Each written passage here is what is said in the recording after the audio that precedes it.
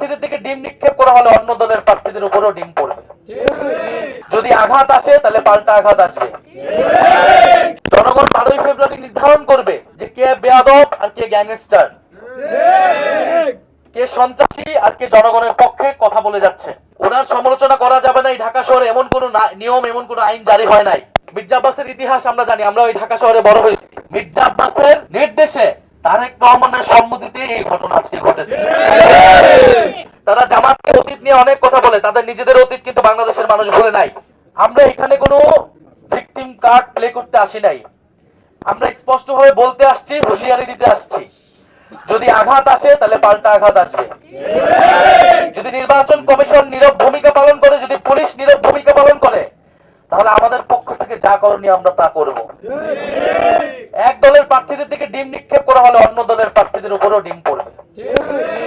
ফলে এখানে আমরা এই ধরনের কোনো পরিবেশ চাই না, কোনো মুখোমুখি কোনো পরিবেশ আমরা চাই না। আমরা চাই শান্তিপূর্ণভাবে সৌহার্দ্য এবং সম্প্রীতির রাজনীতি তৈরি করতে। আমরা একসাথে ফ্যাসিবাদ বিরোধী আন্দোলন করেছি।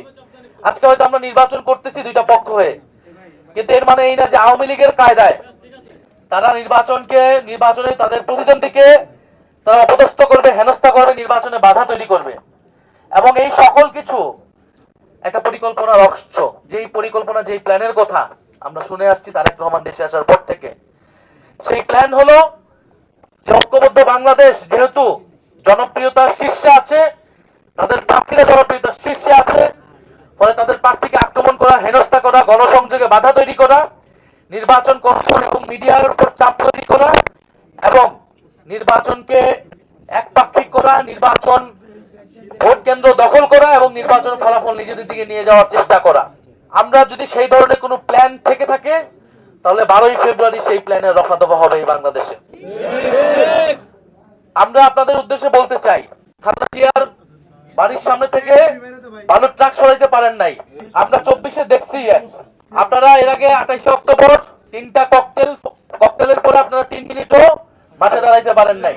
সরকার এবং সরকার দলীয় বাহিনীদের এই আক্রমণ আপনাদের উপর ছিল।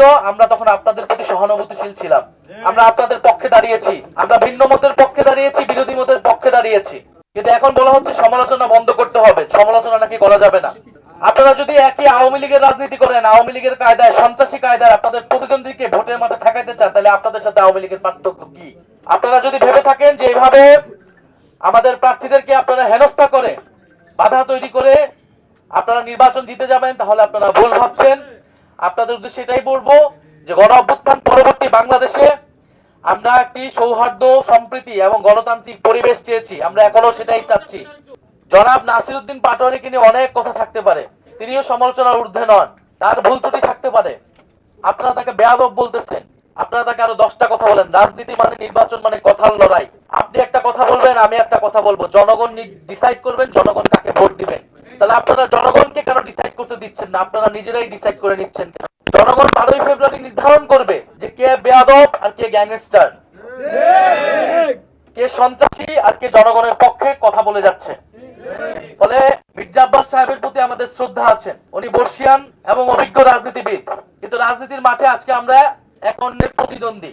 কিন্তু কথা ছিল বাংলাদেশে আমরা এই প্রতিদ্বন্দ্বিতাকে শত্রুতায় পরিণত করব না। মির্জা আব্বাস সাহেবও কোনো ভুল ত্রুটির ঊর্ধ্বে না, কোনো সমালোচনার ঊর্ধ্বে না। ওনার সমালোচনা করা যাবে না। এই ঢাকা শহরে এমন কোন নিয়ম, এমন কোন আইন জারি হয় নাই। আর আমরা গণ অভ্যুত্থান করে আসা মানুষ, শেখ হাসিনাকে এই বাংলাদেশ থেকে হটাইতে পারছি। আর এই মির্জা আব্বাস, তাদের বিরুদ্ধে আমরা কথা বলতে পারবো না। এসব ভয়ভীতি দেখে আমাদেরকে আটকাবে ভেবে থাকেন, এটা তিনি অত্যন্ত ভুল করছেন এবং উনি বোঝেনও নাই তিনি আজকে কি অপরাধটা করে ফেলছেন। মির্জা আব্বাসের ইতিহাস আমরা জানি, আমরা ওই ঢাকা শহরে বড় হয়েছি। জিয়াউর রহমান মির্জা আব্বাসকে ডেকে একটা হুন্ডা এবং 30 টাকা দিয়ে বলছিলেন আমার সাথে রাজনীতি করো এবং ইলেকশনে কাজ করো। ওইখান থেকে তার রাজনীতির যাত্রা বিএনপির সাথে। সেই জায়গা থেকে তিনি ঢাকা শহরে সাম্রাজ্য তৈরি করছেন। এই সাম্রাজ্য কিভাবে হয়েছে এই বাংলাদেশের মানুষ জানে, এই ঢাকা শহরের মানুষ সেটা জানে।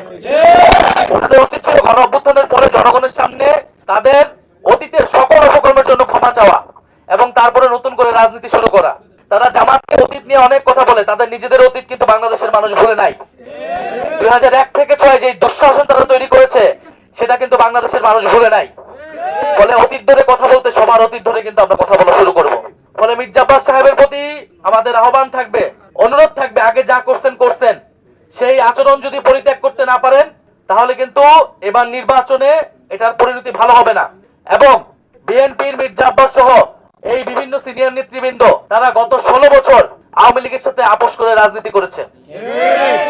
আপনারা দেখবেন তাদের বেশিরভাগের ব্যবসা বাণিজ্য সবকিছু আওয়ামী লীগের লোকদের সাথে সংশ্লিষ্ট, এবং তারা নিজেদের ব্যবসা বাণিজ্য অর্থ সম্পত্তি টিকানের লোভে, টিকানের কারণে, নিজেদের স্বার্থের কারণে তারা হোল হার্টেডলি কখনো রাজপথে নামে নাই, মাঠে নামে নাই।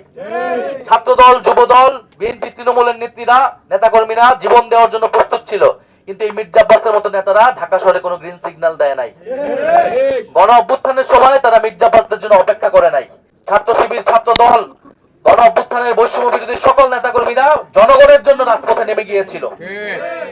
ফলে মির্জা আব্বাসের যে ব্যাংক ব্যালেন্স, তাদের যে ব্যবসা, তাদের যে সাম্রাজ্য, সে আওয়ামী লীগের সময় পুরোটাই ইনটেক ছিল। এবং এটা বেশিরভাগ বিএনপি নেতাকর্মীদের আপনি দেখবেন, খুঁজলে একই জিনিস পাবেন। একমাত্র ব্যতিক্রম ছিলেন বেগম খালেদা জিয়া। এই জন্য তাকে কি অবস্থা ছিল, কারাগারে তাকে মৃত্যুর মুখে পড়তে হয়েছিল। ফলে আমরা সেই অতীত ধরে কথা বলতে চাই না, বলতে গেলে অনেক কথা বের হয়ে যাবে। রাজনীতির মাঠে এসেছি, সুষ্ঠু নির্বাচন চাই। শরীফ ওসমান হাদী এই ঢাকা হাটের মানুষের ভোটাধিকারের জন্য, গণতন্ত্র প্রতিষ্ঠার জন্য জীবন দিয়ে গেছেন। এই একই লড়াই আমরা কন্টিনিউ করতে চাই। কিন্তু আজকে যেটা হয়েছে এটা খুবই দুঃখজনক, খুবই ন্যাক্কারজনক, এবং এটা অস্বীকারের চেষ্টা আরো বেশি ন্যাক্কারজনক। হাবিবুল্লাহ কলেজে একেবারে চিহ্নিত ছাত্রদলের ক্যাডার সন্ত্রাসীরা এটা পরিকল্পনা করে এটা করেছেন। মির্জা আব্বাসের নির্দেশে, তারেক রহমানের সম্মতিতে এই ঘটনা আজকে ঘটেছে। ফলে আপনারা একদিকে ভালো ভালো কথা বলবেন স্টেজে উঠে, আরেকদিকে আপনারা বিরোধী, আপনাদের যারা বিরোধী রয়েছে, প্রতিদ্বন্দ্বী রয়েছে, তাদেরকে আপনারা দমন করবেন সন্ত্রাসী কায়দায়, আওয়ামী লীগের রাজনীতিকে পুনর্বাসন করার চেষ্টা করবেন। এইটা আমরা বাংলাদেশে হইতে দেব না। ফলে আজকে আমরা হুঁশিয়ারি দিচ্ছি নির্বাচন কমিশনের প্রতি। আমরা দেখতে চাই এটার ব্যবস্থা তারা কি নেয়, কলেজ প্রশাসন এটার কি ব্যবস্থা নেয়, এবং বিএনপি দলীয় ভাবে এটার কি ব্যবস্থা নেয়। এরপরে বাকি জবাব আমরা রাজপথে দিব, আমরা 12ই ফেব্রুয়ারি ইলেকশনে দিব।